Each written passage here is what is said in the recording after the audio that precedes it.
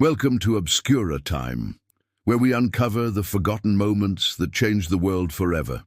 Today, we journey back to a quiet place, a place few outside Nigeria had ever heard of, a small town called Oloibiri.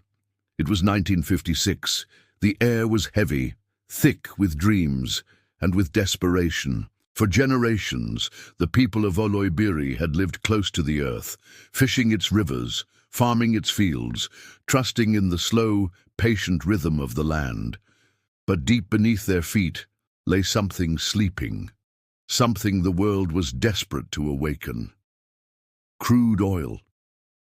When Shell Darcy engineers first struck black gold in Oloibiri, they saw fortune, they saw power, they saw a new future being born, and in many ways they were right. Nigeria would never be the same. The oil fields of Oloibiri lit a fire that would spread across the nation, fueling industries, dreams, ambitions, and wars.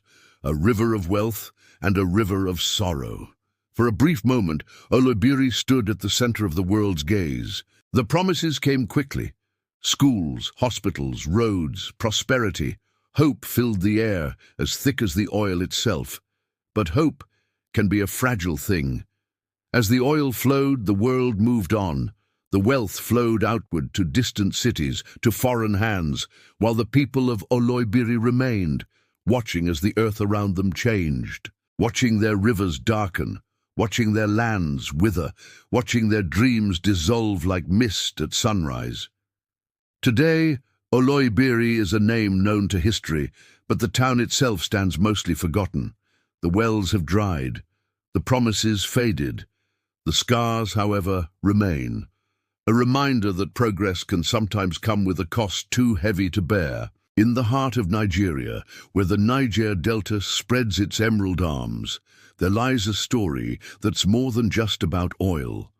It is the story of Oloibiri, a town that gave birth to an industry that shaped not just Nigeria, but the world.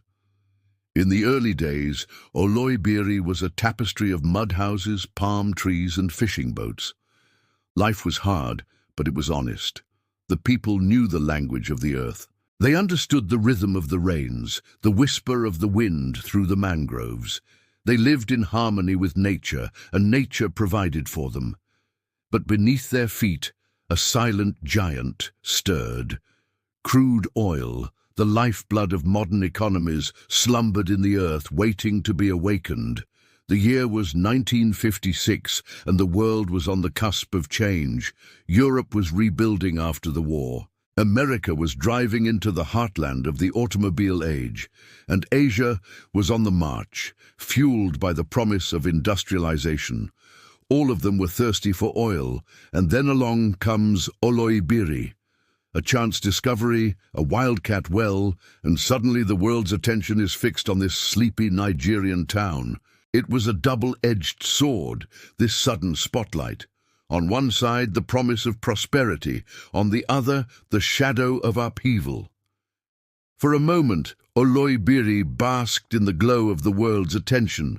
Schools were built, hospitals were established, roads were laid out. For the first time, the people saw a glimmer of hope, a chance to break free from the shackles of poverty.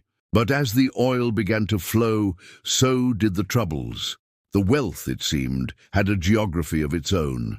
It flowed away from Oloibiri, away from the people who had unearthed it, to the cities, to the politicians, to the foreign companies. The people of Oloibiri watched as their land changed. Their rivers, once teeming with life, turned black and gave up their bounty. Their lands, once rich and fertile, turned barren and cracked under the sun. Their dreams, once as vibrant as the sunrise, now seemed as distant as the stars. Yet through it all, the people of Oloibiri endured. They bore witness to the rise and fall of fortunes. They saw how greed and ambition can twist the best of intentions. They learned the hard way about the cost of progress. Today, Oloibiri stands as a reminder of the world's insatiable thirst for resources, a reminder of the human cost of progress, a reminder of the forgotten heroes of Nigeria's boom. In the grand narrative of Nigeria's oil story, Oloibiri may be just a footnote, but it is a footnote that deserves to be read, to be understood, to be remembered. Because in the forgotten corners of history, in the stories of places like Oloibiri, we find the true cost of our modern world. The earth remembers what the world forgets, and the people of Oloibiri, they are the earth's memory.